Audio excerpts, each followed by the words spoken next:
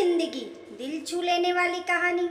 Phone की घंटी तो सुनी मगर आलस की वजह से रजाई में ही लेटी रही। उसके पति गगन को आखिर उठना ही पड़ा। दूसरे कमरे में पड़े फोन की घंटी बजती ही जा रही थी। इतनी सुबह कौन हो सकता है जो सोने भी नहीं देता। इसी चिड़चिड़ाहट में उसने फोन उठाया। हेलो, कौन? तभी दूसरी तरफ से आवाज सुन सारी नींद खुल गई। नमस्ते पापा। बेटा, बहुत दिनों से तुम्हें मिले नहीं, सो हम 11 बजे की गाड़ी से आ रहे हैं। दोपहर का खाना साथ में खाकर हम 4 बजे की गाड़ी से वापस लौट जाएंगे। ठीक है। हाँ पापा, मैं स्टेशन पे आपको लेने आ जाऊंगा। फोन रखकर वापस कमरे में आकर उसने माला को बताया कि मम्मी पापा 11 बजे की गाड़ी से आ रहे हैं और दोपहर का खाना हमारे साथ ही खाएंगे। रजाई में घुसी माला का पारा 7वें आसमान पर चढ़ गया। कोई इतवार को भी सोने नहीं देता। आप सबके लिए खाना बनाओ। पूरी नौकरानी बनाकर रख दिया है। गुस्से से उठी और बाथरूम में घुस गई।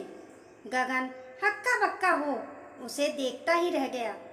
जब वह बाहर आई तो गगन ने पूछा, क्या बनाओगी? गुस्से से भरी माला ने तुनक के जवाब दिया, अपने को तल के खिलाऊंगी। गगन चुप रहा और मुस्कुराता हुआ तैयार होने में लग गया। स्टेशन जो जाना था। थोड़ी देर बाद गुस्सेल माला को बोलकर वह मम्मी पापा को लेने स्टेशन जा रहा है। वह घर से निकल गया। माला गुस्से में बड़बड़ाते हुए खाना बना रही थी। दाल सब्जी में नमक मसाले ठीक हैं या नहीं की परवाह किए बिना बस करछी चलाई जा रही थी। कच्चा पक्का खाना बना बेमन से पराठे तलने लगी तो कोई कच्चा तो कोई जला हुआ। आखिर उसने सब कुछ खत्म किया। नहाने चली गई। नहा के निकली और तैयार हो सोफे पर बैठ मैगजीन के पन्ने पलटने लगी। उसके मन में तो बस यही चल रहा था कि सारा संडे खराब कर दिया।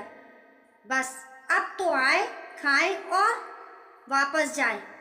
थोड़ी देर में घर की घंटी बजी तो बड़े बेमन से उठी और दरवाज़ा खोला।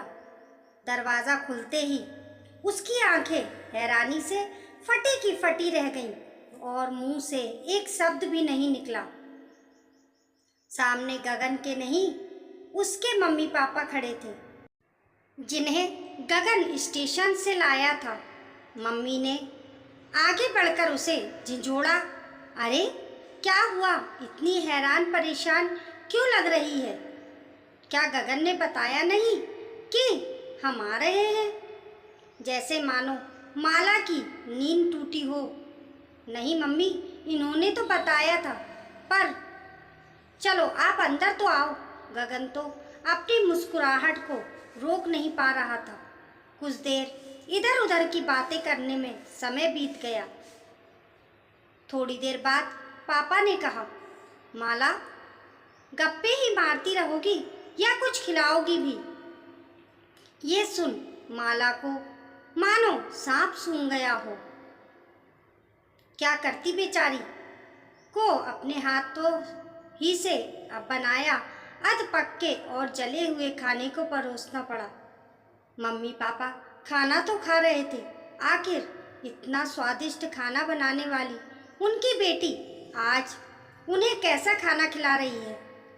माला बस मुंह नीचे किए बैठी खाना खा रही थी। मम्मी पापा से आंखें मिलाने की हिम्मत नहीं हो पा रही थी। खाना खत्म कर सब डाइनिंग रूम में बैठ गए। गगन कुछ काम है, अभी आता हूँ कहकर थोड़ी देर के लिए बाहर निकल गया।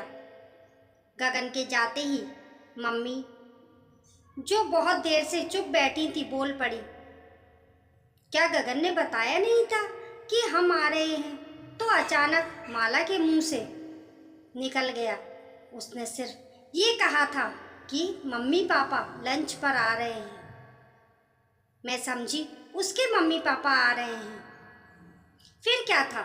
माला की मम्मी को समझते देर नहीं लगी कि ये मामला क्या है।